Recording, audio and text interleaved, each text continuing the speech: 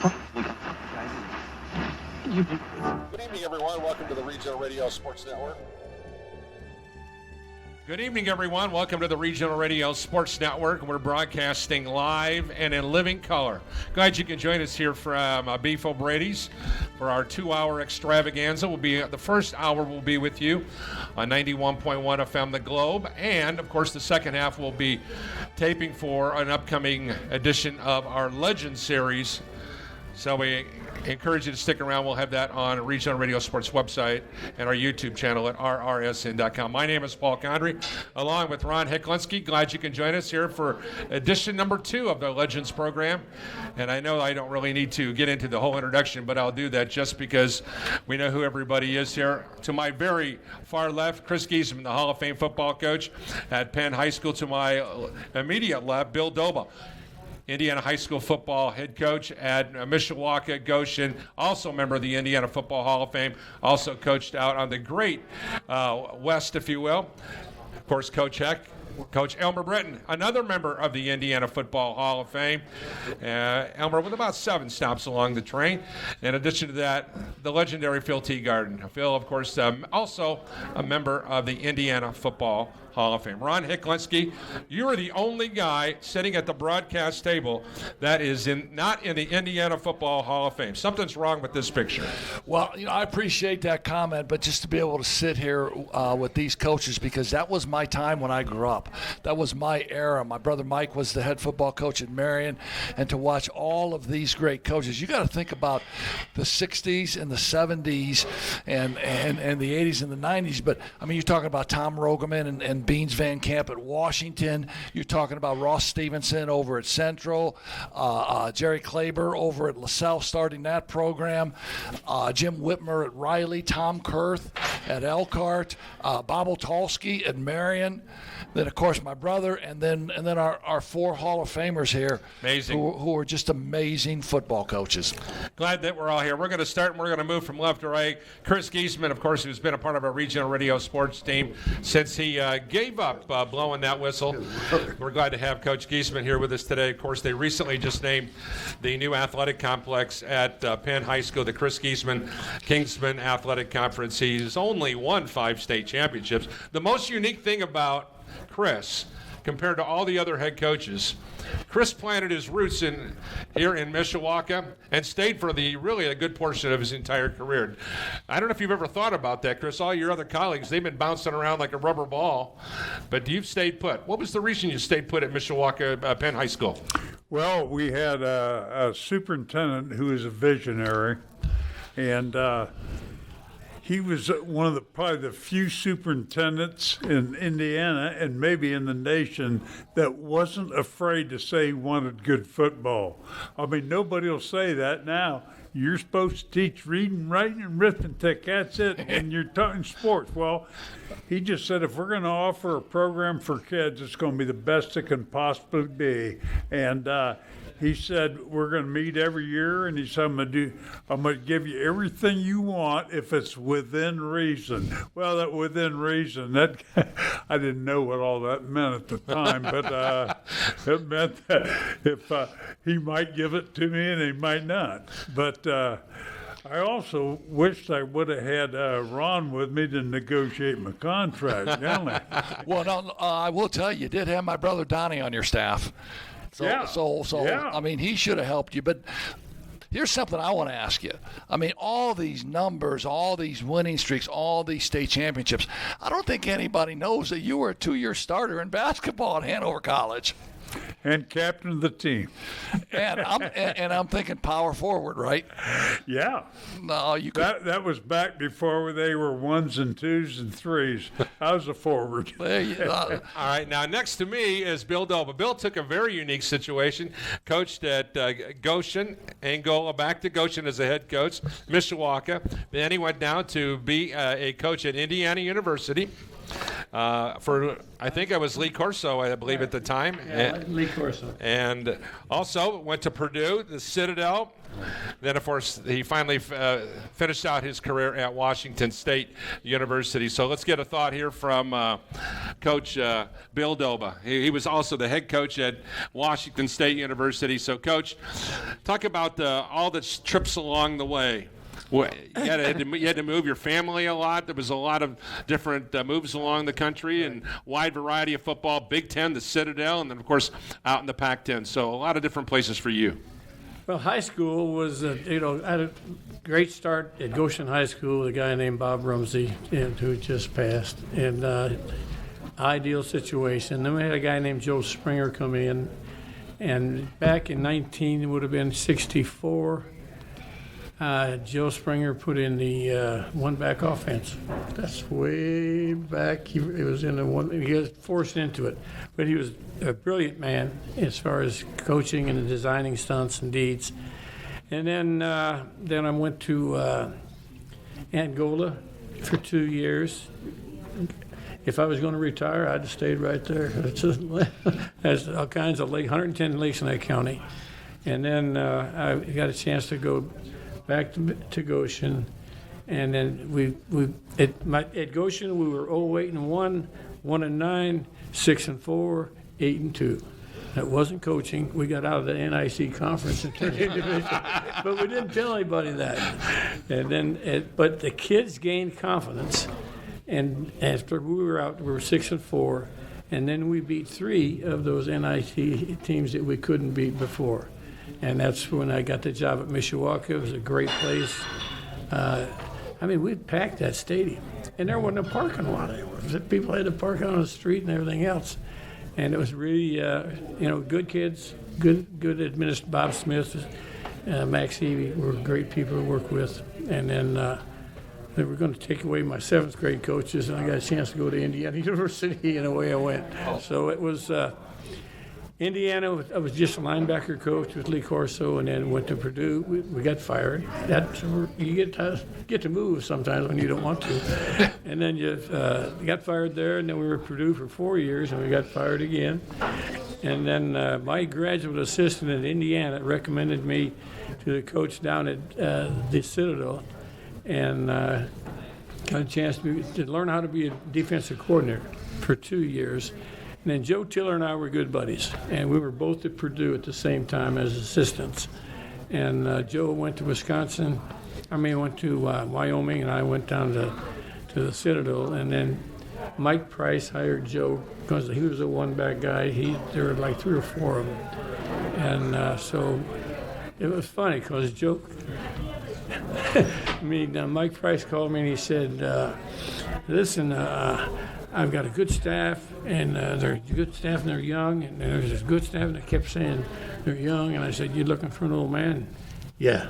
So anyway, I went out, interviewed with him, and the reason I got it, really, I think, was that I was at the Citadel, and he was beaten by Marshall really bad in the playoffs, and then the next year, we beat Marshall, and we beat Navy, and at the Citadel, that's pretty good representation, and that's a great, altogether different. The South was entirely different than I thought it would be, but I really enjoyed it. And then I got a chance to go out with Mike Price. And I say this, I worked for other coaches, but I worked with Mike Price. And I started as just a linebacker coach with a young kid named Mike Zimmer. He's a pretty good coach, too. And then went from there to defensive coordinator for Mike for 9 years. And then I was the head coach the last 5. But I just say this, Mike Price gave you a job and let you work. And he came to one defensive meeting for half an hour in 9 years. So I'd go in and say, we're going to put a new blitz and that. Just slow him down. I got that, and he just worked with the offense. We're going to take a quick timeout and come back with more. We're going to talk with Elmer Britton and Phil Teegarden. We're going to do that right after this short timeout, broadcasting live from Beef O'Brady's, and we'll be back right after this on Regional Radio Sports. Welcome back here on Regional Radio Sports, broadcasting live. Thanks for everybody for joining us on radio on 91.1 FM, and we welcome to Legends program number 2. Great to have you with us here today from Beef O'Brady's in Granger, Indiana. I'm Paul Condry, along with my broadcast partner, Ron Hecklinski. Of course, Ron, one of the most outstanding basketball coaches in the Hoosier State, hanging out with a bunch of old football guys here today. We're glad to have him. Before we move on, special thanks to Coach Geesman and Coach Doba. We'll get back with them. Today is National Coaches Day. And before we go over and talk with Coach Elmer and Coach Teegarden, Ron Hecklinski, everybody who's at this table has been affected in some capacity by a coach or a number of coaches. I made a Facebook post today on some of the coaches that made a major impact in my life. Who were some of the guys in your life that was a major impact in you on National Coaches Day? Well, it's interesting you say that because we were just talking about all these great football coaches. My brother Mike and my brother Donnie, they both made a great impact on my life when I was little. First of all, they beat me up every other day. And secondly, they showed me how to do things. My dad was a dentist in South Bend, and my dad coached me in the ICCL League at St. John's. And it was always, you have to do things the right way. You have to play hard. You have to do things the right way. And then Phil will know this. My high school coach was Bob Donewald, and Bob Donewald was a basketball coach that just got after it. And I've said this story many times that when I had my liver transplant 27 years ago, and you're laying in the bed and you're trying to figure out how you're going to get through this, all those stories of me running suicides with Coach Donewald screaming at me, and me thinking that I could never ever make these times, and then my coach pushing me so hard that I could make these times. Getting over a liver transplant seemed to be a little bit easier for me because of those coaches that I had. To Coach Ron Hecklinski's right, Elmer Britton. Elmer, 241 wins, and of course he's also an accomplished author of the Spread Zone Option. We'll make sure you pick up that book. It's a good one. He was coaching at Clay, Adams, Providence down along the river, George Rogers Clark up in Hammond, Hamilton Southeastern, Lake Central, Logansport. My biggest thing that I'm excited about having this guy here, he's a military guy too. He's a former member of the United States Army, and of course he is the pride of Franklin College, played for the legendary Red Fought. Elmer Britton, Coach, it's National Coaches Day, and I think I just answered the question on who is the most influential coach in your life. Well, obviously it's Coach Fought, and he literally rescued me from oblivion, because when I graduated from high school, I went to ask my football coach, and I said, I would like to go to college, and I would like to be a football coach, and he said, I don't think you have enough ability to go and play college football, and so I suggest that you do something else. I went and talked to my counselor, and she said, I believe that I also did not have the ability to go to college because my scores were not high enough, and so I had no option. I didn't see anything other than going into the military. And so I did. I spent 3 years in the military, and I came out, and by chance I got invited to go to Franklin College with another player that was attending that I had played ball with in high school, and I went and met Coach Fought, and the rest is, as I say, kind of history. So he did an awful lot for me, and really he was kind of a surrogate father to me, because he was, again, a veteran, and he was wounded, and he was just everything that you would want from a coach. He was great. To Elmer's immediate right, we're going to bring in Phil Teegarden. Phil Teegarden coached 44 years of high school football, 260 wins. Also, in addition to being a member of the Indiana Football Hall of Fame, he's also a member of the Indiana State Hall of Fame. We will welcome in Phil Teegarden. Phil's been at Green Township, LaSalle Green Township, North Liberty, South Bend St. Joe, South Bend Riley, Elkhart Memorial. He is the pride of Mishawaka High School. Phil Teegarden. Coach, it's National Coaches Day. Who's been the most influential coach in your life? Well, you probably take it as a old-timer story or something, but if it hadn't been for Gene Dykstra, the football coach at Mishawaka High School, and Bob Waring, the machine shop teacher, I would have never been to college. I'd have never coached football or anything else. I'd have been a factory worker or a tool and die man. So those guys get a lot of credit from me, and Mishawaka had a great football staff back then with Garnet DeBon and John Farney and Chuck, not Chuck Alexander, but John Alexander. And they just, they were the kind of people who were great role models. And by gosh, I wanted to be like them. I wanted to be like Dykstra. I wanted to be like, well, I didn't, Waring was the one that got me to go to college. I didn't even know what college was about. I was so naive then. Still am. But the other thing, but still in, I just want, before I forget it, we're driving over to some meeting with Geesman, and I said, how many games did you lose at Penn High School in the 30 years you coached there? 66. And the Yankees lost more than that this year. And they're, seriously, World Series champions, they're not that yet, but they lose that many games, even though they win 100. And Chris took 30 years to lose that many games. That's a lot of difference. When you wake up in the morning, you got to have a different attitude to do the baseball, I guess. Well, I think. Go ahead, Coach. I forgot what I was going to ask Doba. That's how old I am. Oh, no, I remember, if I remember correctly, he said he just wanted to find out what it was like to work at the college level. And he found out. So he left a good deal at Mishawaka. He knew that. And he wanted to find it out, and that's good, because if he hadn't done that, he still wouldn't know, right? So other than that, these guys right here spent a lot of time with me. I remember when we lost 7 straight one year, and Geesman came over to my house and said he kept me from suicide. and Coach Doba was a role model in himself.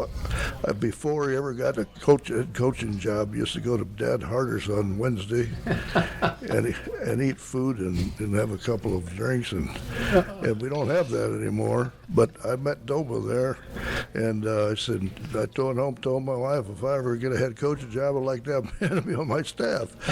So he beat me to it, basically. But I had another area. I had 12 years of coaching in minor situations like Asheboro Township with basketball and every other sport, but they only had 28 kids in the whole school. Did junior high in Beager and Mishawaka for 4 years, and coached the little 4th, 5th, and 6th grade basketball kids. And I really think, in retrospect, now that's about 60 years later, that you have to learn how to coach, unless you're just rolling out the balls when you coach with the little kids. So it really was, I was afraid I would never get a high school coaching job, but that evidently helped me there, because I started football at Green Township, another country school. Never had those days. They didn't have televisions and games on 64 times a week. And some of these kids couldn't afford a television anyhow. It was a great learning experience for me and them both. And then I went over to LaSalle as assistant and football and head track coach. And if I'd have stayed at LaSalle, I'd probably be in the Track Hall of Fame, because we had good kids. That was a great school back then. I'm sorry South Bend runs things. And I can say that now because I'm retired and they can't fire me. And they did ruin it. If they called that Central High School, there'd be a stack of trophies down the halls all the way, because it had never died, just like Muncie Central isn't. So anyway, from there, I went to North Liberty because I thought it would be like Green, but it wasn't. And then we lost. We had a 3-6-1 record, 3-5-1 record, and I thought, oh my gosh, I'm never going to get a job. and then St. Joseph's High School opened and changed my life. It was 12 years before working my tail off before I got the St. Joe job, and when we went out and won 3 out of every 4 games for the next 19 years, they said it was overnight success. That's the way it is. And then they went to Riley, and then you finished up at Elkhart Memorial. Well, yeah, 2 years at Riley, and I would have to confess I didn't do a good job there. I didn't realize that, what I was working with. We had really the best physical athletes I think I had any one year in my coaching career. We had some players, but they didn't understand team, and they didn't understand practice too well. Anyway, I said, so I the job at Memorial opened, and I decided that'd be a good move, and it was, as I told the coach from Trine, which had changed the name, coaching at Elkhart Memorial football was a heartbreaking situation. You see so many kids come through the grade schools and up into high school and not live up to their abilities. And it was heartbreaking because you say, man, this kid can do this and that. But it didn't work out that way. However, we did get out of the basement. They didn't laugh when our bus pulled up after about 5 years. And the biggest... We had 5 undefeated seasons at St. Joe, but we had an undefeated season at Elkhart Memorial and won a sectional. And I said, wow. Because if I hadn't had a track record like I did at St. Joe, they'd have fired me too in the early first 5 years. We're going to take a quick time out, come back with more, and we're going to open up the conversation. Once again, it's National Coaches Day, which is the day we're promoting our program on here on the Legends program. I'm Paul Condry, along with Ron Hecklinski. Special thanks to Andrew Kirksey, Tanner Camp, Tiny County for all the details behind the scenes of our telecast here today. And we'll be back with more right after this short time out on 91.1 FM The Globe and Regional Radio Sports.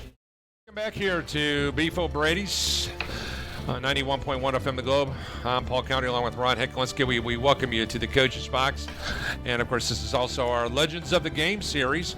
Glad that you can join us. A couple of programs to note in the future. You're going to love the one we're going to be recording on December 1st.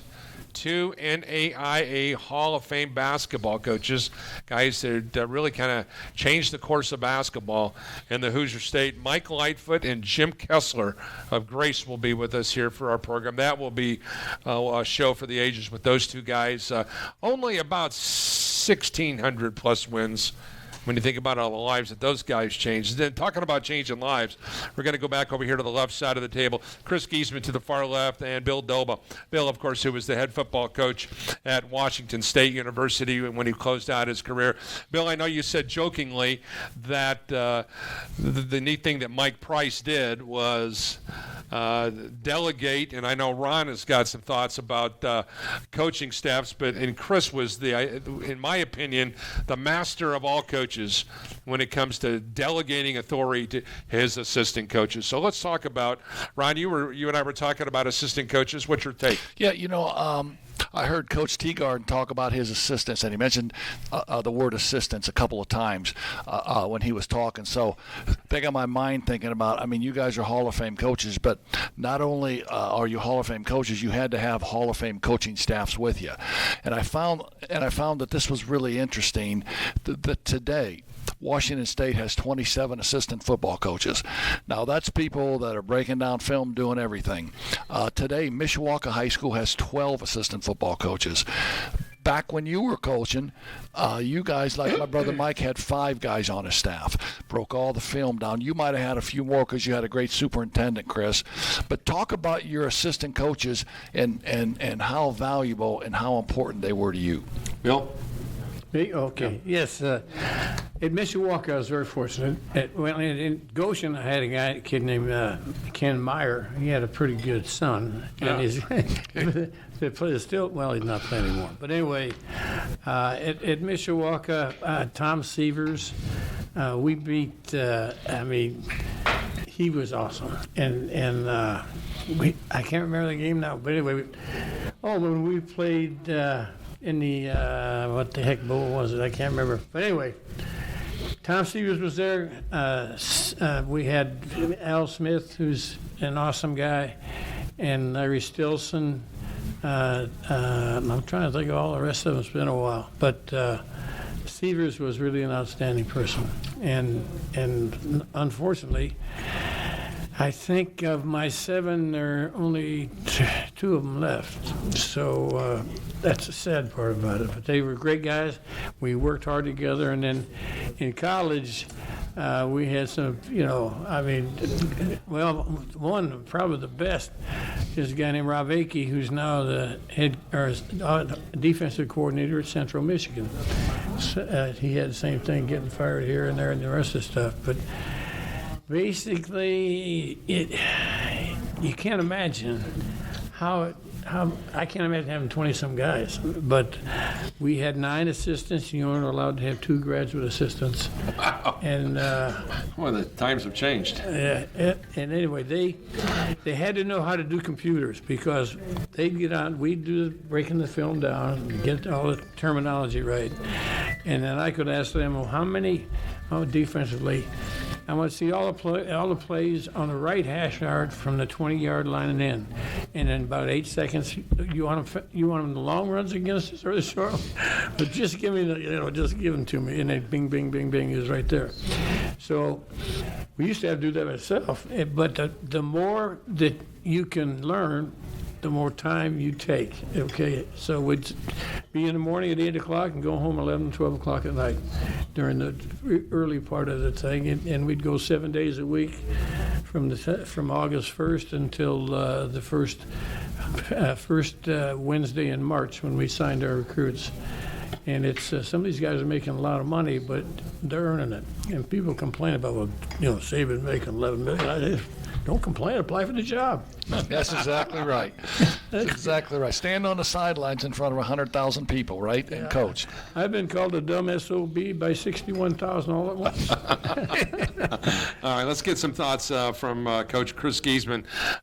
Coach, let's just, one of the things that I think that you really kind of set the tone in my mind's eye is giving your assistant coaches the mindset and the authority to make every single decision, as long as it fit within the infrastructure of the game plan. Can you speak to, number one, where that the vision came from to do that, and secondly, how did you know that a coach was ready to be in that position? Well, first of all, you brought up a good point. It's we gave our assistants all the authority and responsibility they could handle or wanted, but we had to be on the same page first. And I think the worst thing you can do for an assistant is not give him authority and responsibility. And I think probably the second worst thing is forcing that onto them before they're ready. So we did all kinds of things. We ended up with a lot of volunteer coaches where Dean Spiker would get them jobs at Penn, but there wouldn't be any coaching openings, and they would volunteer, and they wanted full-time responsibility, and we gave it to them. But everything started different. When I took that job, John Danaher, the AD at Mishawaka at the time, he was the only one that encouraged me. I had guys that ended up on my staff that told me when I was there interviewing and looking around, he said, don't take this job. It's a dead end. you're going to be fired. Please, you seem like a nice guy. This will kill your career.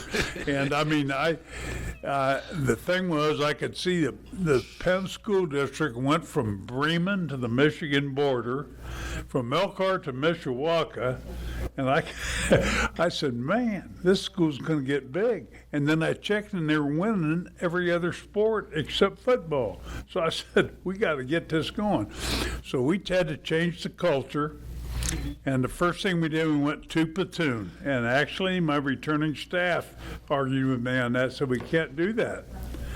I said, we're going to do it because we got to get our numbers up. The previous year, the last game they had, they dressed 26 players.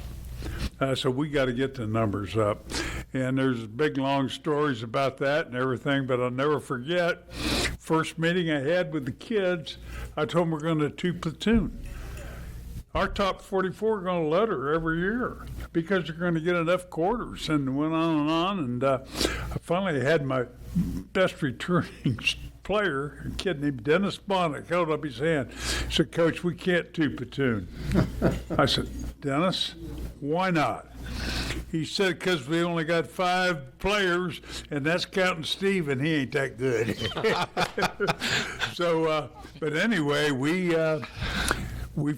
had some kids that came out for the first time their senior year, and 2 of them made all NIVC, and we did it, and it worked out. And when you do that, what I was taking a long way to get to, pulling a little Phil Teegarden talk on you there, it was when you 2 platoon, you can't be everywhere, and you have to give authority and responsibility. But I'll tell you what it was. It's like Bill said at Washington State. First couple years, when we had our week-long staff meetings, I'd go in with our defensive staff, and I'd give basically a 3-hour lecture on what I felt like was important, the way I wanted fundamentals taught. And after that, after 3, I never went down there again. I mean, I had the 3 that had all the responsibility was Donnie Monhoot and Wally Yeoman, and then eventually Corey, when he came back and coached. Those 3 guys, they would come in when I wasn't even there, and they'd look at film and they'd do stuff, and I mean, they were great. And I remember one time I asked why. I said, our opponents completed 2 straight passes. I said, Wally, what's going on up there? Wally was my secondary coach. He said, we're playing steel, and you better learn to like it because we're going to play it the whole game. So, okay. But, yeah, we gave the coaches a lot of authority and a lot of responsibility. And I was going to say, if you couldn't enjoy coaching at Penn, you couldn't enjoy coaching everywhere, because they were just like head coaches in their own area. They could make substitutions during the game, and the defense guy. The only thing I ever said to our defense, I said, give me some pressure. I wanted to call a stun in a pass situation, something like that. But most of the time, I stayed out of their way, and everybody will tell you the defense was the reason for a good record. So I don't know what that tells me, but it tells me something. We're going to take a quick timeout, come back. We're going to get to the right side of the table again, and we'll visit with Phil Teegarden and Elmer Britton about the assistant coaches and the importance that they play in the success of the football team. We'll be back with more live from Beef O'Brady's on 91.1 FM The Globe and Regional Radio Sports. Welcome back here on Regional Radio Sports. We're broadcasting live and in living color from Beef O'Brady's, State Road 23 in Granger, Indiana. We welcome you to our weekly talk show, The Coach's Box, and, of course, also the Legends Volume 2. Appreciate you being with us here today. We're going to move to the right side of our table. We have 2 Hall of Fame coaches on the right, 2 Hall of Fame coaches on the left, Phil Teegarden and Elmer Britton. So, Ronnie, I know that you had some thoughts about assistant coaches. We're staying on that since it's National Coaches Day here on our program. Hey, Coach Teegarden. So I'm a St. Joe student, and so, I was there when you were there. You were legendary. The kids loved you. Everybody wanted to play for you. But I also know this. you had great assistant coaches there, and they were great personalities. Marty Friedman, to this day, would scare me with his voice. and Dan, and everybody knew Big Dan Lauer as just awesome. Donnie Monhood actually coached for you for a while, too. Talk about some of your assistant coaches. No, I coached Donnie Monhood at LaSalle High School. Talk I about coached some of your Bill assistant Sharp, guys. for goodness sakes, if you want to see how old I am. You take a look at those guys. No, you want to. Lauer and Friedman were it, basically. The only ones that we could find for a while. Once in a while we get a kid that got injured at Notre Dame to come over, and there weren't very many of those. But we had one great one with Marty had the offensive line, Lauer had the defense, and I had the rest of the offensive people. And Ross Havens came and got a teaching job there. He'd never even got involved in football until then, so that was a learning experience for him. But he's the most loyal individual you could possibly find. He still works every Notre Dame St. Joe football game in the press box and keeps stats and stuff like that. I mean, it's amazing. Talk about the great Father Bly. Oh my gosh, Father Bly is in a memory center now. I turned 90 this summer, and when I went to see him with Marty Ogren, another loyal individual, who used to be Father Hesberg's chauffeur, Marty. And Marty was worked Father Bly as assistant freshman coach when we first started out over there. And he'd been with him all the way. I mean, he's done marvelous things, to help Father Bly out when he needed help, and which, he's a hard time getting around now. So in the early days, before that, and those 12 years I was talking about, I said you learn a lot coaching little kids, but you also learn a lot when you and Jim Tansey got 80 of them at practice. And from there, let's see, when I was at Green Township, it was Ray Bolin and I, two guys, for kids that didn't know anything about football.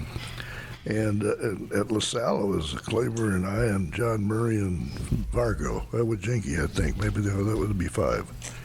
So I go back to North Liberty, and that's the savior there. Where I got Marty Friedman by chance, just getting out of Indiana State. And the other guy was the ag teacher who wasn't a football guy at all. So it was just Marty and I, basically. And so, you have to do what you have to do. And if you do it well, you'll learn a lot. Elmer, I know that you coached at a wide variety of schools, too. Clay Adams, Providence, which is a small Catholic school down on the river, Hammond Clark, a small school. But you also coached at Lake Central, which is one of the largest schools in the state.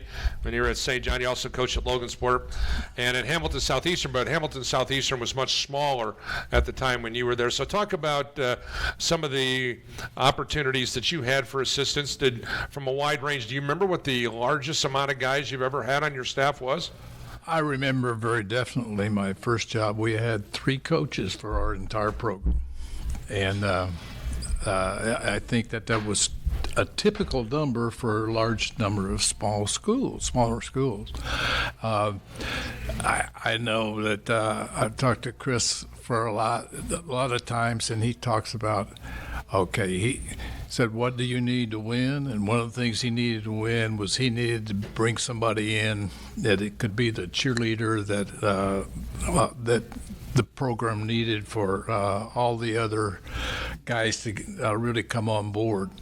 And so I never did that. I never had the courage to do that because I thought that would be a killer. Because when you go in and say, you have to hire me because, and you have to hire another guy or 2 guys, or and they say, they look up in the sky and they say, where are we going to get this money? And so consequently, I generally took the coaches that were there, and I worked with them to the best that I could do it, and we were successful in what we did. Like I said, we had when I could see the handwriting on the wall that when I was at Clay, I came in and we had 4 coaches. And I looked over, and Geese is over there, and I looked, and I said, "Oh my gosh, they're getting more coaches. They're getting everything that he wanted." And really, you have a very, very difficult time without the cooperation from your administration. And I think that the one thing that I learned from Chris, he talked a little bit about negotiating everything. I never did it until my last job when I was at Logansport. And I went in and talked to the superintendent there, who, by the way, became the superintendent at Penn. And so, he asked me that question of what do you need? And so I answered that question with what I did need. And I needed, one of the things that I needed was one coach that I could name and that who would be responsible for me, to me. And so I was able to get that. And I think that the one thing that you need to know is that the administration, if they really want to win, they can control it. And they control it by who they hire and what they will tolerate. And so the things that go on with the programs and everything will be exactly what you allow. If you allow shenanigans or things, that's what you'll get. If you don't allow it, you won't get it. So anyway, I've been very fortunate, and we had a lot of good people. There had so many places that I've been at, 7 different schools, and I have a difficult time picking out one to be the most successful in or whatever. Coach Heck? Well, I got to tell you that, I've had several jobs myself. One of the jobs I had was at Jasper High School down in southern Indiana, where the great Jerry Brewer.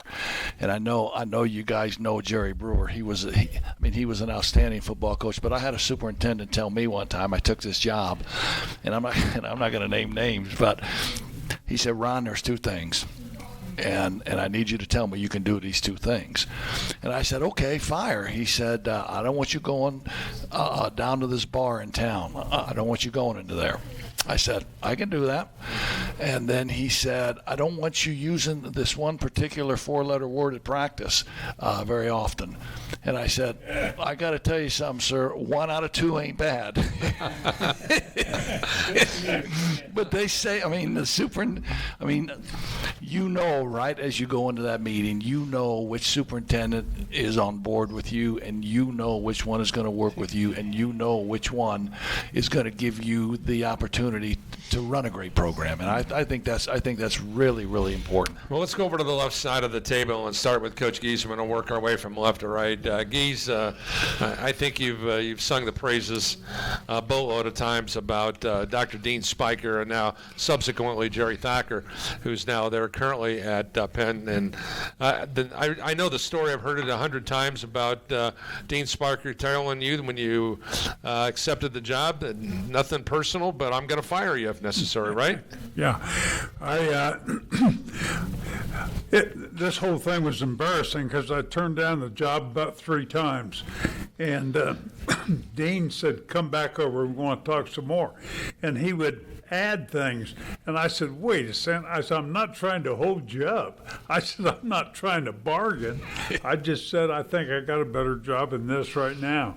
And so anyway, he said, "Don't look here." And he put his hand on the table. He says, "Look up here." He says, "Where Penn is now, this is where we're going to be." And I was sitting there staring at his hand and took the job. And after I signed the contract, he said, "There's one thing I didn't tell you." I said, "Oh, what's that?" He said, "If you're not at 500 by your 3rd year, I'm going to fire you." He said, "It's nothing personal." He said, "Matter of fact, I like you. But he said, I want results. I'm going to give you what you say we have to win, but I want to see results. By the third year, we're undefeated, so I wasn't too worried. And that's the kind of environment I like to thrive in. I don't like people that say, oh, as long as the kids are happy and the parents are happy, you can stay here as long as you want. We just don't want any complaints. I want pressure. I want people to give you what you need to compete and put pressure on you, because I kind of like that. And I will say this, reiterate what Elmer said, in class sports, if your administration wants good football, you're going to have good football, because, it's outside of maybe Catholic schools, they say, it's a pretty level playing field. But they can recruit a little bit, which the rest of us can't legally. All right, now the automatic question comes now is to Coach Doba. Yeah. Coach Doba, he's in a situation, assistant coach at Goshen and Goa, head coach at Goshen, Mishawaka, assistant coach at Indiana, Purdue Citadel, Washington State. So we saw a wide variety of scenarios, Bill, because you mentioned before that you got fired. Yeah. And so that's a situation where it's a difficult situation. So you had to have good administrations, right? Not according to my dad. I didn't get fired. The head coach got fired. All right? But anyway, I want to go back to one thing that I didn't mention before, but about assistant coaches. And the guy that I learned more from than he learned from me. And when I got to Goshen, and before that, you had just a couple assistants, and I ran the offense and the defense, and I did everything. And then Kenny came in, and he was already there. And it started that way, and he said, listen, and he's the most organized person I've ever seen. And I had all that done. He said, let me run the offense. Let me get started. He and one of the other coaches. And I learned to delegate from Ken Meyer. And and we had more fun on the sideline than, whatever. But anyway, he took it over. And then he was calling it. And it is still that deal that he had to tolerate. Then we were going to go two platoon, so I didn't have as many kids, but he was coaching the offense, and I'd be run with the scout team, coaching against him, and then vice versa. When I had two kids on the offense that said we want to just go one way, I'm going to go play defense. And I started thinking about it. Here I'm the head coach cheering against my kids, and because we only had 4. And so I never forget. I said, Kenny, you can do it all on the headset and everything else. Just let me call the play during the game so the kids know that I still like them. I knew it. I knew you wouldn't let me do it. But anyway, he got over it, and it worked out very, very well. So a lot of administrations that you've seen it at the college level and at the high school level. What would you talk about the importance of having a supportive administrator? Well, you've got to have, in college, you've got to have a recruiting budget, because it's, you've got to get out and get them. And but the administration in college, basically all I got to was the athletic director. I saw the president when we flew somewhere, and he'd be on the plane, and he didn't ride the bus. He got on his limo, and away you go. But I had a great administration in Bob Rumsey, and Bob Smith. He was awesome. Whatever we needed, he tried to get and let us go. We're at the top of the hour break. We're gonna bid our radio audience adieu, and we're gonna see you next week here for Beef O'Brady's. But the Legends program will return after this on video that you can see at another later date. Once again, a special thanks to Phil Teegarden, Elmer Britton, Bill Doba, and Chris Geesman. For Coach Ron Hecklinski, I'm Paul Condry. God bless you all. We'll talk to you later. Welcome back here to Beef O'Brady's. I'm Paul Condry along with Coach Ron Hecklinski. We welcome you to part 2 of our Legends series. We're blessed to be joined by Phil Teegarden along with our special guest here to my right again, Elmer Britton. To my left, Bill Doba and Chris Geesman. Coach Heck, we've had a chance to, in the first hour, talk about coaches, influences, assistant coaches, wide variety of things to talk. We could talk to these guys all night, but I don't think our bladders are going to last that long when it's all said and done. But realistically, we've been blessed to watch these guys. And I just want to reiterate for our viewers, Coach Geesman, a spectacular record at Penn High School, 310 wins, 48 losses, including 5 state championships. He's a member of the Hanover College Hall of Fame, Indiana Football Hall of Fame, 5-time state champ, National Coach of the Year, 89-game winning streak. Coach Teegarden, 261 wins and 178 losses. He was the head coach of the All-Star. He was the head coach of the year in Indiana. Coach Elmer Britton, spectacular opportunities that he's had everywhere he's gone. Studied under one of the greatest names in Indiana football, the legendary Red Faught, 241 wins. Coach Doba, during his time, was all over the place. He finished with a winning record at the college level at Washington State University. Spectacular jobs as head coach at Goshen and Mishawaka. So that's the guys that we have here, Coach Heck, as we move on to the second part of the program. What do you got? Well, I will tell you that when you look at coaches that have winning records and coaches that are all Hall of Fame coaches like these 4 gentlemen are, there's always a common denominator. And I always think the common denominator is the ability to communicate, the ability to get out and be organized, the ability to get guys to play hard for you. And growing up and watching firsthand Coach Teegarden's teams, when you played at the 1441 building, not the new building. The new building, they got AstroTurf, it's beautiful, blah, blah, blah. When we played at 1441, there was asphalt in the practice field. There wasn't any grass probably, but those guys played hard, and all 4 of you, we're really masters at getting guys to play hard and getting guys to do what you wanted them to do. I got to say one thing to you, Elmer. So you went to Marion High School, right? Right. And you were a good athlete, right? How did you not play basketball at the great Marion High School, man? I got cut. Oh, there you go. And they're done that, right? There you go. That's a simple, honest answer, man, because you know that I was at Anderson High School in the North Central Conference for 18 years. And I said that about Marion because obviously they have a great basketball tradition there. All right. Taking a look, I'm going to go over here to Coach Teegarden. You and Coach Geesman have been friends for eons. You guys coached against each other, probably a good portion of your careers. Elmer was at Lake Central. Coach Doba was there for a short time, but you two guys matched up against each other a lot and remained the closest of friends. So what's it like, Phil, to prepare for Chris's team? And then Chris, I'm going to ask the same question. What was it like preparing for Phil's team? So you got first chance on this, Coach. What was it like matching up against Geezer?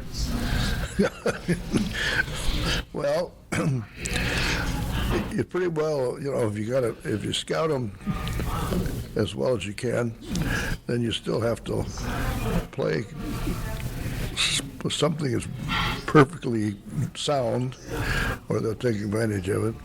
And many times we didn't defend them very well, so I don't know if that's a fair question or not. And Coach Doba is, like I said, I said that my young man I'd like to have him on my staff. So I watched, he did a marvelous job wherever he went. And I think to this day that he did a yeoman's job, so to speak, and I don't mean Wally. I'm talking about cultivating the staff that he inherited at Mishawaka. And the other thing I noticed in my old age, when I look back over my 52 years, coaching, and the jobs I applied for and didn't get, and the things that went wrong and I didn't want to happen the other way. And I'll guarantee you, at my age, I look back and say, there has to be divine intervention, because I wasn't smart to make those decisions. I wasn't. And I realize it now, and I wouldn't have made it. And Bill's coming to my mind because I said, it's a good thing Mishawaka hired Bill Doba, because I wouldn't have never made it there, because some of those guys I wouldn't have melted up. And Doba can do that. He can make people get together as good as anybody I ever met. All right, Coach Doba, what do you think about those? That's high praise. Oh, that's pretty doggone good. I think one thing I wanted to mention that I did, I mentioned about Ken Meyer, and I wish I would have done it earlier in my career, but when I got the head job at Washington State, I had a sports psychologist come in. I said, I want everything to be positive. And so he went down and looked at the goal board, and the first goal was no fumbles. He said, that's a negative goal. Because every time that kid sees that word fumble, he gets a picture of himself dropping the ball. Don't tell him what you don't want him to do. Tell them what you want them to do. What prevents fumbles? We said protect the ball in the contact area. Put that on the board and not the other thing. And the other thing we did too with my assistants, I said, I don't want negativity, I want positive. If a kid makes a mistake, I don't want you cussing him and screaming at him. Get him over there. Get him over there, and you may not like this, but get him over there and say, hey, listen, you must not have understood what I wanted in that team meeting. And here's what you should have done and all that. Pat him on the back and get him the heck out of there. And then with the assistant coaches and our staff, we changed a little bit. And used to be at the end of practice, we're going to run, 10 laps or whatever and all that. And so I just said, okay, guys, here's the deal. We'll have 10 40-yard wind sprints at the end of practice. But for every great play that's made in practice, I don't care if it's an individual work or whatever, Coach Smith yells over, hey, Joe Blow made a hell of a catch. Okay, guys, you're down to 9. And what our goal was to be down to 0. But what it changed that I didn't realize would change is when the 1s and 2s are going against each other, or offense and defense are going against each other, the guys on the sideline aren't asking, what are you going to do after dinner? They're out there, that was a great play. That was a great play. Wasn't that? And they're trying to lower that stat, down. And our goal was, but if I saw a guy loafing, boys, you're now back up to 10. So we made it positive as much as we could. And our seniors that year, the first year I did it, came in and said, why in the hell didn't you do that all the But anyway, that's. Coach Geesman, what was it like coaching against Phil and preparing for Phil Teegarden's team?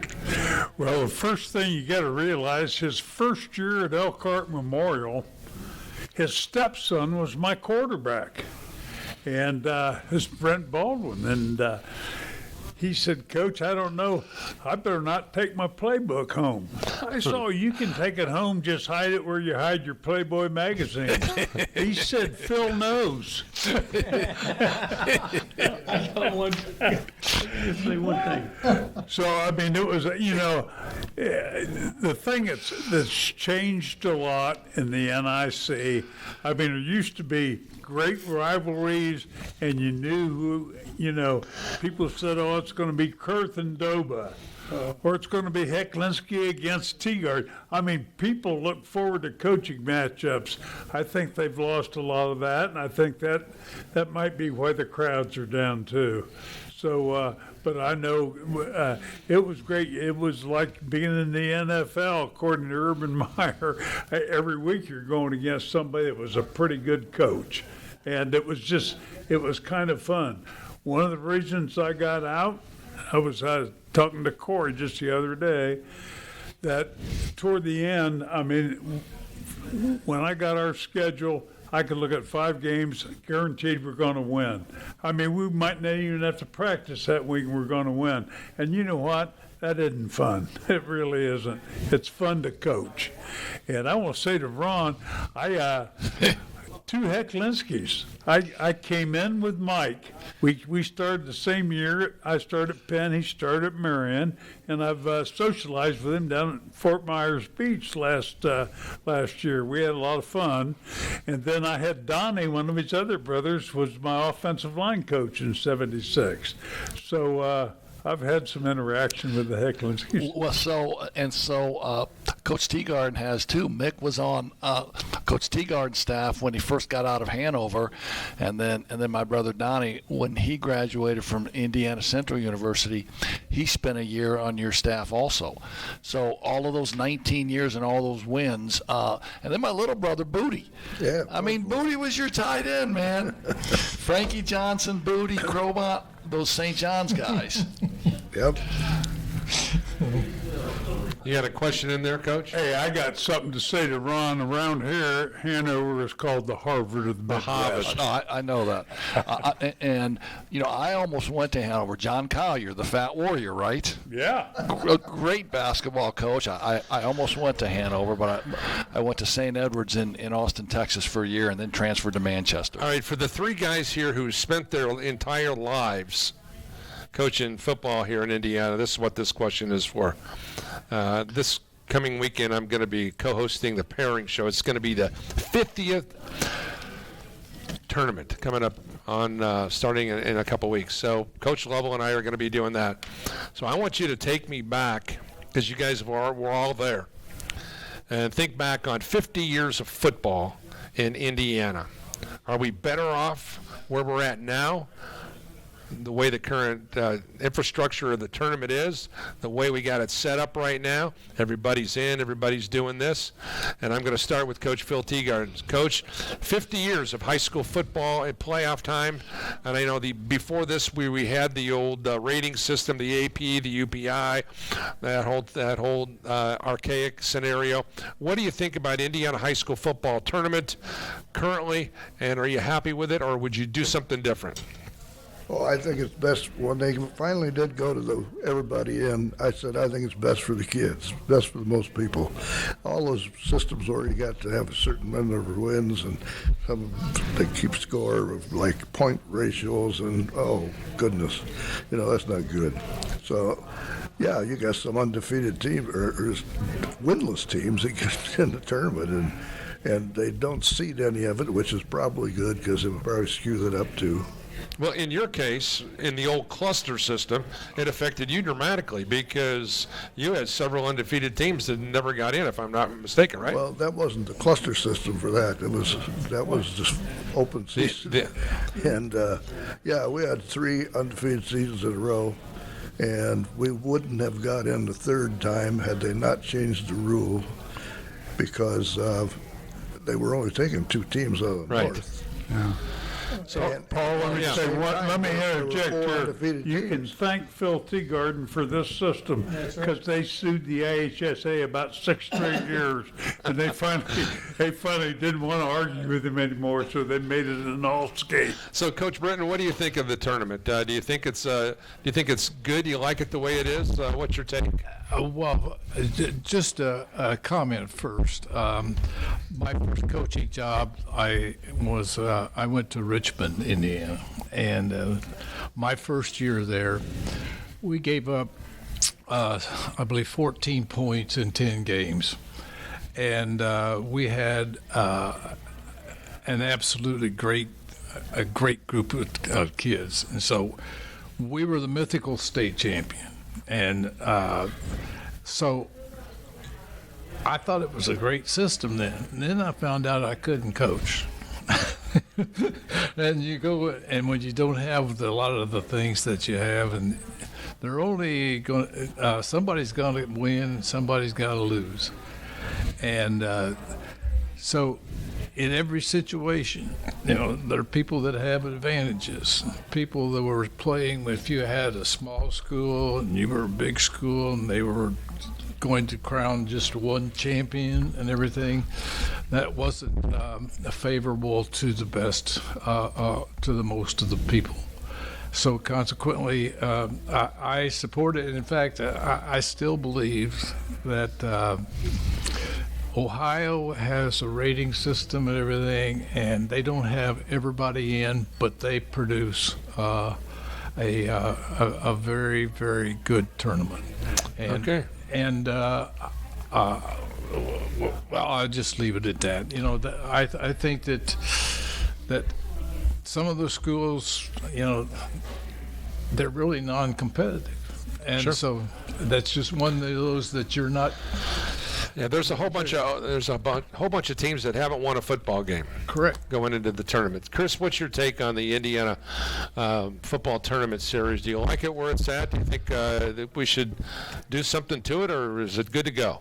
Well, I think the tradition rule is pretty good. When my Cathedral's gone from 3A to 6A because they've had so much success. Sure. I like that. And the only thing I don't like, I think the regular season should count for something.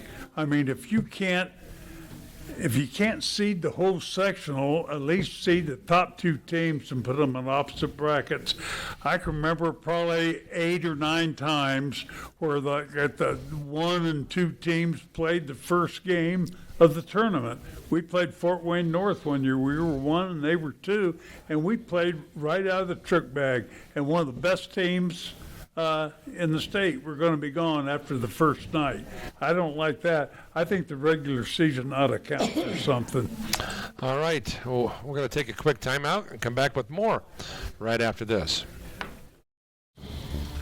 Welcome back here to Beef O'Brady's. Paul Condry, Ron Hecklinski. Welcome to Legends show number 2 of this school year. We're thrilled to be blessed here with some great guys. Absolute privilege. My goodness, we're talking 902 wins at the table. And that doesn't include Coach Heck's wins as a basketball coach. So we've got some high-powered guys here. And speaking of high-powered and wins, I want to bring up this particular topic. We still have one guy who continues to coach and coach at a high level, and that's Larry Bud Wright at Sheridan High School. Gees, I'm going to start with you. Larry Bud Wright continues to, I think we all have to say, marvel, all of us. Number one, it is his dedication to continue to coach at a high level. His team's having a great year this year. The school system has done all the things they needed to be able to do that, but we're talking 400-plus wins when it's all said and done. Does that, are you marveled by what Larry Bud Wright continues to do at Sheridan High School? I got to be careful what I say there because you once on the radio accused me of putting the head out on him. I didn't remember. You told me he was going to pass me in total wins on Friday. I said maybe, and you thought I was putting the head out on him. But no, I mean, you got to admire anybody like that. I mean, wow. I was amazed by Ron that he's still teaching. I couldn't believe that. And now, allegedly teaching. But can you imagine being at a school with like he's been there, and to continue to be coaching at a high level and still relating to kids at his age? Well, I think, look at this, I think everybody here, 6 people here could all relate to kids.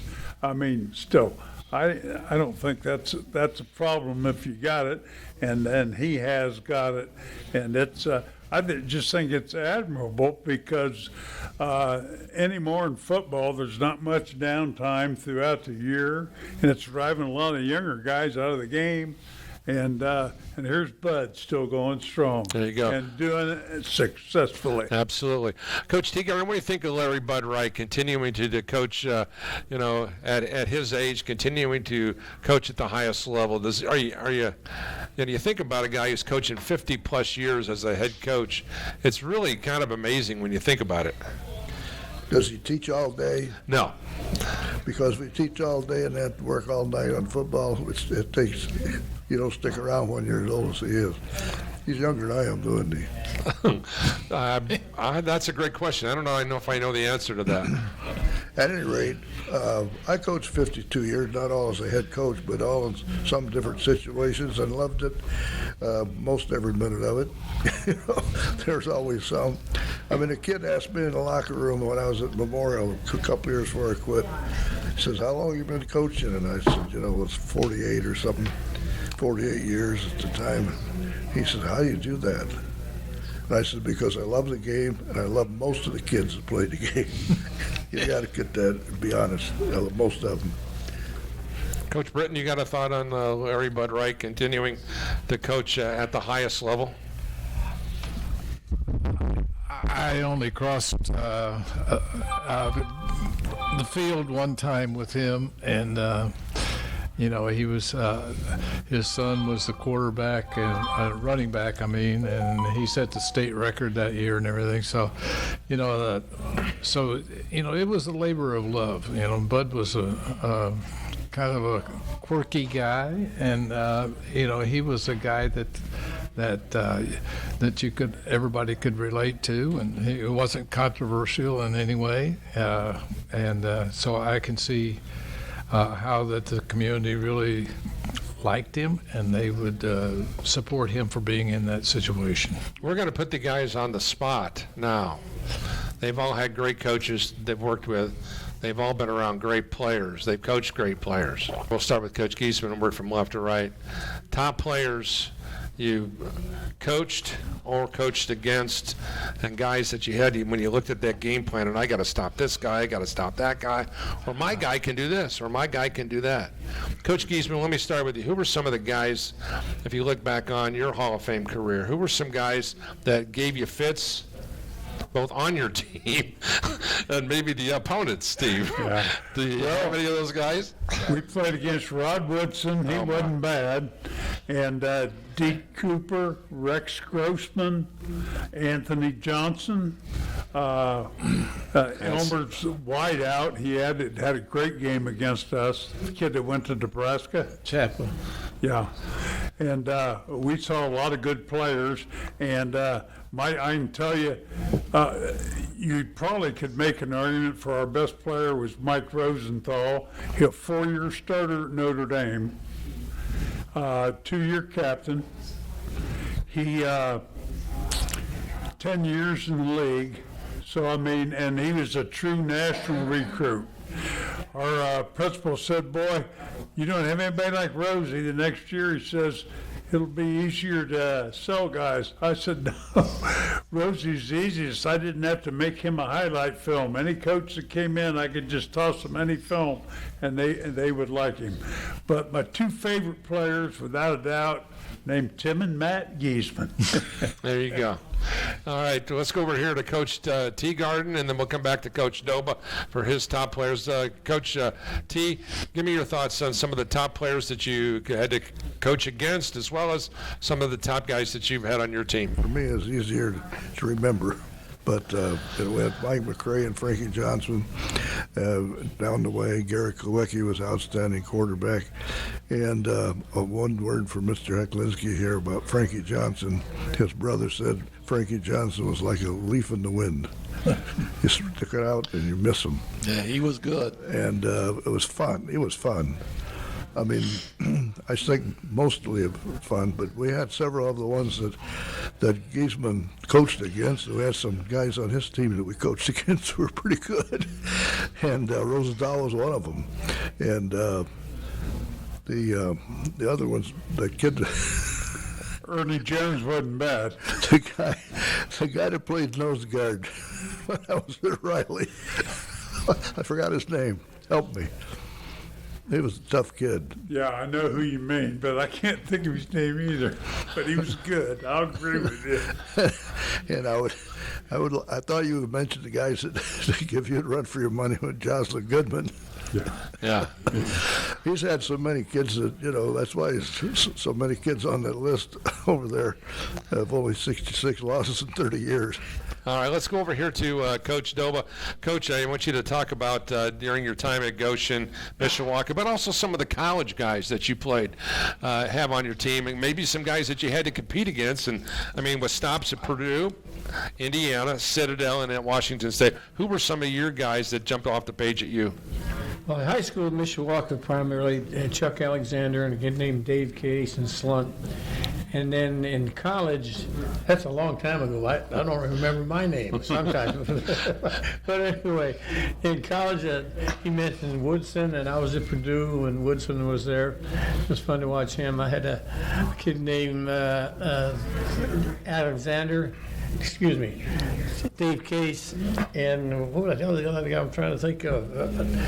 In our case, Steve Gleason. Steve Gleason's the kid at the ALS And I just want to give a punch because he has a fundraiser, but he received the Congressional Gold Medal for the money he's raised for ALS. And people don't know this, but all he can move now, he has a computer up above. And if he looks at a letter, it types it down here. And then if he looks at it, for another 10 minutes, types it. And if he looks at whatever he's typed down there, the recording will come out and he can talk to you. Oh, my. He's got only thing he can move. He can move his eyebrows up and down his yes, and blink his eyes, his no, and his eyeballs will turn. He's a respirator. He's got somebody with him at all times. And then if he looks at another button, the wheelchair will start rolling, and then whichever way he turns his eyes, the wheelchair turns. And so we admire him a ton. And he's, I learned from, real quick here, I learned from my wife. She always wanted to go to Europe. She was in remission, and she was gone for, I don't know, 2-3 weeks. And came back, and I said, how was it? She said, just great. I said, what in the heck's so great about it? She said, nobody knew I had cancer, and nobody asked me how I felt, and I forgot I had it. Mark Fields was the other kid that is completely out. I mean, he ran the third fastest time in the combine. He had a 42-inch vertical jump. Oh, my. He has 6'3.5", 235 when he did that. And he was drafted finally 13th. The kid had no father, mother, and he took a signing bonus and paid off his mother's house and bought the house next door because she had a daycare. And he drove his old Ford Pinto from L.A. to New Orleans. And after 4 years, he signed for $36 million. He was the highest paid NFL linebacker at that time. And he made me a real good coach. He put out two quarterbacks at UCLA when we were playing over the top and bang. But and a very, very polite young man. Let's get over here to Coach Elmer Britton and talk. Elmer, who are some of your teams at Lake Central? So I know a couple of them. Those three running backs that went over 1,000 yards, get you to the state championship game. I'll never forget those three guys. But you had some pretty good guys play for you too. We did, and we had one guy named Jared Tomich, and Jared was a cornerback in middle school, and he wasn't really good. So he came up. When he came up, we moved him his freshman year. He moved him to defensive line, and so he went to defensive end, and he really became a good player at the end of his junior year. But the senior year, we weren't very good, so I couldn't get anybody. I called Purdue, and they rejected him. I called Indiana. They rejected him. I called Ball State. They rejected him. I couldn't get anybody to look at him. Finally, I called Charlie McBride at Nebraska. And I said, look, we got the kid here. And he said, well, how big is he and everything? So I said, he's 245 pounds. I said, well, what is he in strength? I said, he'll clean 310 pounds. And I said, well, how fast is he? I said, he probably runs about 4.6, 4.5, at that size. He says, really? And so he says, I'm coming out.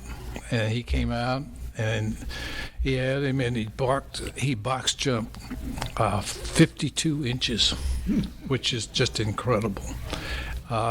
He went to Nebraska. He was the lifter of the year for 3 years. He was a two-time All-American. He was on the good hands or the good deeds team for the NCAA, and they were national champions for 2 years. He was a great player. And, the one thing Charlie McBride says, you got to listen to the coaches that really know about kids. It says some kids, or some coaches will fill you full of crap stuff. But he says if you really feel like it, you like this kid, you were really smart to do that. So he was my favorite story. He played professionally for New Orleans Saints for 4 years, and went briefly for the Bears, and before he retired. I had the privilege of coaching John Gruden in high school. Yeah. And, he always thinks, he says the greatest thrill he ever had in football was when they beat Penn. Well, I could make him happy. I'm glad you did. Coach Heck, you got a thought? No, I mean, that was going to be my question to you. A lot of people didn't know that John Gruden did not play here in South Bend, but he did. He played for you at Clay, and wasn't he a quarterback for you? Yeah. I've thought about that a long time ago. Sometimes coaches they make decisions, and we were coming off an unbeaten season, and he was a sophomore, and he was going into his junior year, and our quarterback was coming back, and he had led us to an unbeaten season, and so I was just, I didn't know what to do.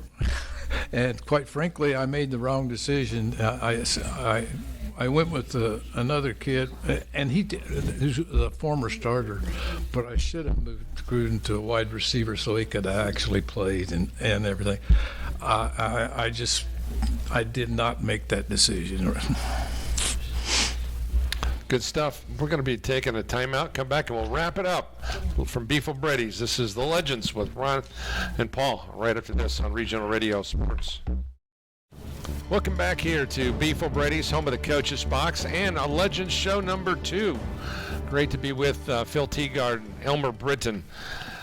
Special thanks to Coach Chris Geesman and Bill Doba for joining us with us. As I mentioned throughout the course of the program, we can talk about wins, we can talk about losses, we can talk about Hall of Fames, we can talk about all kinds of things that these guys have been able to accomplish during the course of the year, their careers. But I'm going to ask them the most important question of the night. It's not about anything else, but about having fun. Chris Geesman, I know that you and I have talked about this for years upon years upon years. That one thing that you have taught me is to have fun at your job, and that's as Donnie Smith, my young protege, would tell you. He used to call me Zero Fun Sir because of my intensity on doing what I do, because I want to be great at what I do each and every day. But you had a little bit different mindset on things. Can you share with our listening audience some of the quips that made going to work fun every day? Well, the thing is, people ask me when I retire, they say, what are your favorite memories? The state championships, the 80-90 game win streak? What was it? And to tell you the truth, 30 years at Penn, we laughed every day. I mean, we found something funny every day, and we'd sit and just talk about stuff and laugh. And I said, even when things were the darkest, we still found something to laugh about. And Chuck Phoebe says, "You mean that year you lost 2 games?" But yeah, I think that's the reason that, we were able to, stay with it as long as we did. I mean, we had fun every day, and just we could always find something to laugh about. All right, Coach Doba, did you have fun? Did you have fun every day when you went to work? No, But I tried to. You tried to. When you get your butt beat by Southern Cal, you don't have too much fun the next day. But the thing that I've enjoyed now that I'm retired are the comments. We just had a reunion of our Rose Bowl team, 25 years, and just got back from that our Sunday. But the guys that came up to me that I'd coached that I didn't realize that I had affected them. You made me this and that.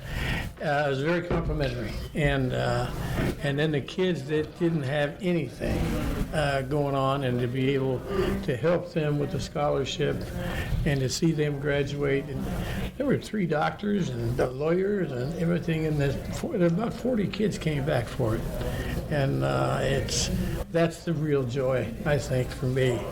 And so many of them are inner city kids, African Americans that don't have dads. And those kids, you become their dad. They don't while you're coaching them, but after you're done, they give you a call. So I just try to be positive, like I said was the deal, do positive things. And same way with my staff. And that's the joy I had in coaching. All right, let's go over here now to Coach Teegarden. Your thoughts on, Coach Geesman talked about laughing and having a good time. What was the joy in coaching for you all about? Before I start, I'd just like to say that nobody celebrated their successes better than Ben. And I think you had to do that, celebrate your successes. And even in the drill periods, we'd have, people would give attaboys, when a good play, attaboy, 2 attaboys. And, the hustle and teaching them, how to hit and enjoy it.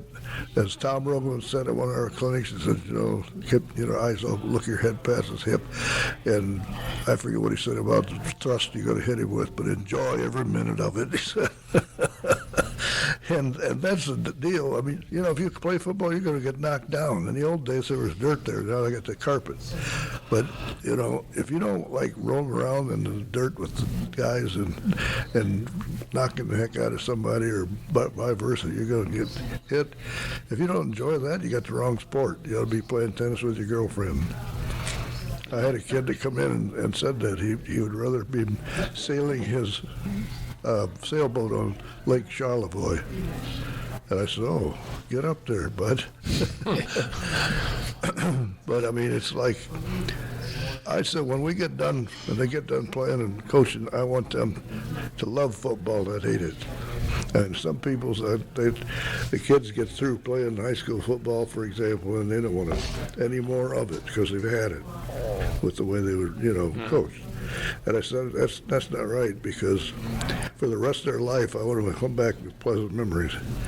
And I have a kid that lives in California now. He transferred after freshman year to St. Joseph's. Now his mom and his dad are both deceased, and the kid calls me up periodically. He's getting ready to retire, by the way. He's 65 years old. But he said, we never got on the bus when we didn't think we were going to win. And those were the days. We really had fun. And that's worth the price right there. So it's I think that we accomplished that. We didn't win all the games, but we had fun with what we're doing. All right, Coach Britton, was there a common denominator for you on having fun? We always used Rush Limbaugh's statement, who is having more fun than we are, and I always ended practice with that. Who would rather be someplace? But one of the things that we did, we gave kids nicknames, and so when we gave them nicknames and everything, they kind of stuck with them. And so we had a kid named Criticus, and his last name, so I just called him Critter. And so I was on my iPhone there and Facebook. This girl, her name was Criticus, and she was writing me and say the worst thing that I ever had done was given her brother a nickname because she was known as Little Critter.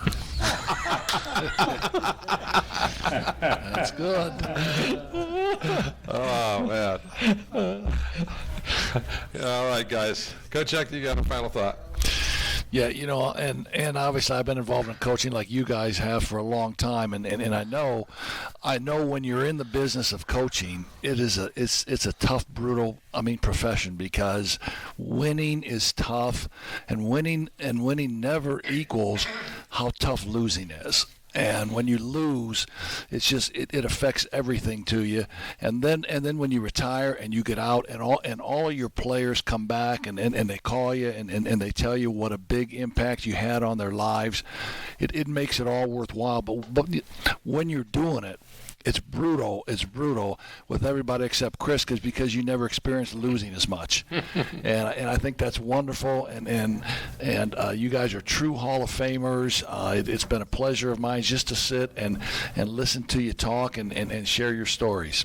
Oh, I would echo that. And just getting to know them, I was blessed to be able to watch our Indiana Football Digest kind of grow up. Coach Doba was already on the West Coast when we started our football back in 1993, and as our football book went from 76 pages to 380 pages or 386 pages, whatever it is right now, to see that baby grow. And it's because of these coaches. And I remember having the conversation with Coach Geesman about this. It's like, I got this idea about this book. What do you think? He said, that's a great idea. No one else is doing it. Let's do it. So each and every year, these guys supported our initiatives. And each and every year, we were blessed to be able to put out another book. So 30 years of the Indiana Football Digest. Especially want to thank Coach Teegarden, Coach Britton, and Coach Geesman for the kick in the pants, their support over the many, many years, the many, many kicks in the pants that you need to continue to get better at what you're doing. So I wanted to say thank you.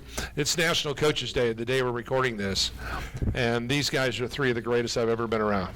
I want to say I thank Ron for those kind words, but I've lost everybody at this table. That's all I'm saying. You lost everybody? Only once. Only once? Hey, that's good. That's good for you, right? Keeps you grounded a little bit. That's it. Once again, a special thanks to Tiny Condry, Andrew Kirksey, and Tanner Camp for their help. Thanks to everyone here at Beef O'Brady's for the support of our programming, and thanks to all these legendary coaches. Not only are they winners on the field and off the field, but they're even greater human beings, and the impact that they had on the lives of the young men and the people that they've surrounded themselves with are going to last generation after generation. For all of us at Regional Radio Sports, the Indiana Football Digest, for Coach Heck, I'm Paul Condry. God bless you all. Semper Fidelis. Good night, everyone.